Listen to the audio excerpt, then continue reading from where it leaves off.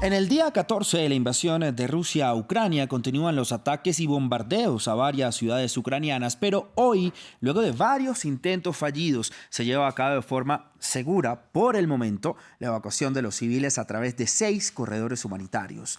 Al margen de esta evacuación de los civiles, que finalmente parece exitosa, siguen por su parte las acusaciones de Rusia a Ucrania con el fin de justificar su invasión.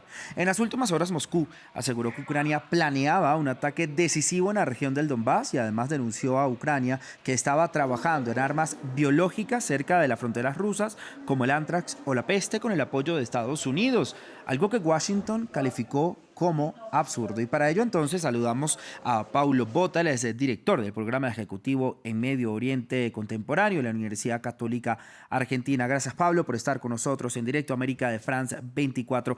Esta evacuación de los civiles, vamos a centrarnos en esto. ¿Por qué se tardaron tanto las partes para establecer los corredores humanitarios seguros y que realmente se prepara, se está realizando el cese el fuego en este momento? Bien, bueno, creo que hay varias formas de verlo. En un primer lugar, obviamente, que hay una necesidad humanitaria. Estamos hablando de ámbitos urbanos donde la mayoría de la población son no combatientes y además que son los que están, por otra parte, llevando la peor parte en este conflicto. Entonces, en ese sentido, hay una necesidad humanitaria. Pero no debemos dejar de lado una necesidad de carácter militar. En un contexto donde las fuerzas rusas están rodeando las ciudades más importantes, pues sacar a los civiles es el primer paso para cualquier operación militar, puesto que si una vez que los civiles ya no están en el ámbito urbano, pues es posible llevar adelante operaciones de carácter militar. Por lo tanto, lo que yo diría es que hay una necesidad humanitaria, lo cual es lo cual estamos viendo, pero también en el fondo esto también obedece a una necesidad de carácter militar. Por lo tanto, no podemos pensar que con esta salida de civiles se va a terminar el conflicto, sino que tal vez podría en algunos casos empeorarse. Y este conflicto pues trata a Occidente casi que todos los días, ¿no? De presionar más al presidente ruso Vladimir Putin para que no siga con su ofensiva militar a Ucrania. Más sanciones vemos hoy de la Unión Europea, pero vemos que no está teniendo el efecto que ellos quieren, el efecto necesario para que el presidente Vladimir Putin diga paro la guerra por un momento o vamos a sentarnos a negociar con un cese al fuego total. ¿Por qué ocurre esto? ¿Por qué estas sanciones no son tan efectivas en las decisiones de Vladimir Putin? Yo creo que no es que no sean efectivas, todo el mundo coincide en que van a tener un efecto devastador en la economía rusa, en su prestigio en el sistema internacional.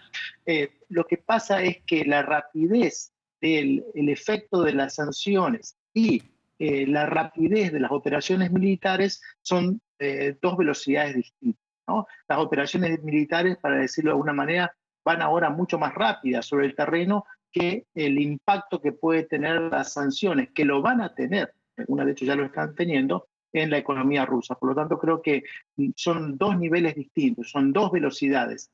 En las operaciones militares no podemos pensar que las sanciones pueden tener un efecto inmediato, porque en realidad las sanciones están orientadas a modificar el comportamiento político, a detener esta acción militar de la Federación de Rusia.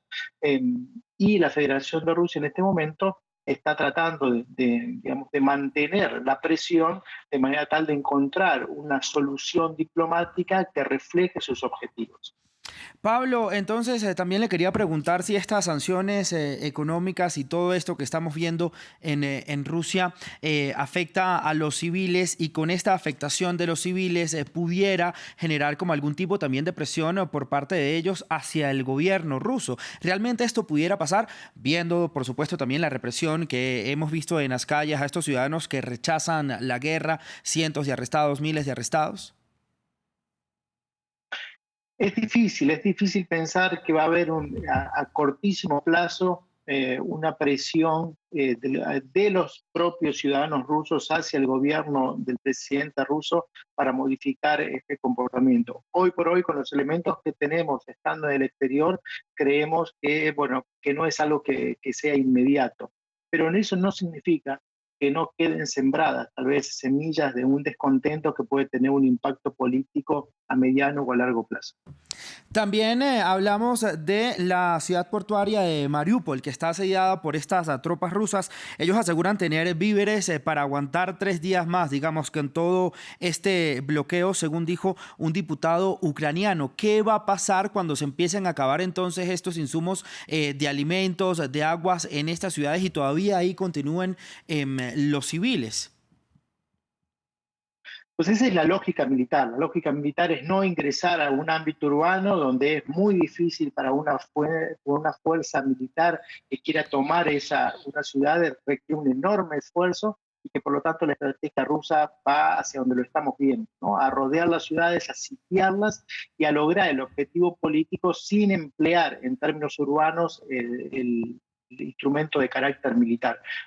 El objetivo ruso es claramente que esas ciudades caigan bajo control, que políticamente eso significa una pérdida para el presidente ucraniano Zelensky, pero en realidad, y que eso se haga de una manera, digamos, sin utilizar los medios militares dentro de las ciudades. Pues lo que vamos a ver, que creo que si esto sucede en Mariupol, probablemente sea la misma estrategia que van a implementar en Kiev. Pablo, también Rusia ha acusado a Ucrania para justificar, digamos, su invasión a ese país. Ha dicho que se están supuestamente fabricando armas biológicas en la frontera ucraniana con Rusia. También sacaron unos documentos que todavía están por verificarse, todas estas acusaciones que hace Moscú a Kiev de una operación que haría el gobierno ucraniano para este mes de marzo en el Donbass. ¿Qué hay sobre esto? Porque Rusia, digamos, está haciendo este tipo de acusaciones. ¿Qué más pretende? ¿Eso es para justificar, digamos, esa ofensiva luego del retiro de los civiles, la evacuación de los civiles de esas ciudades y arremeter como fuerza? Mire, en todo conflicto se da lo que se denomina la niebla de guerra, ¿no? Nunca todo lo que se ve es 100% cierto. Hay una enorme cantidad de justificaciones, hay una enorme cantidad de información que, de no ser chequeada, esta idea de las fake news se convierte en un instrumento de propaganda para las partes. Por supuesto que todas estas afirmaciones del gobierno ruso no son gratuitas, todas tienen por objetivo último justificar el ataque contra Ucrania, y que en este sentido creo que están más orientadas hacia hacia una audiencia interna doméstica que hacia el ámbito exterior. Pues Pablo, gracias por su tiempo, por su análisis, por estar con nosotros en Directo América de France 24. Un abrazo. Un abrazo, muchísimas gracias. Gracias a ti, Paulo. Estamos conversando con Pablo Bota, director del programa ejecutivo en Medio Oriente Contemporáneo de la Universidad Católica en Argentina. Esto es Directo América.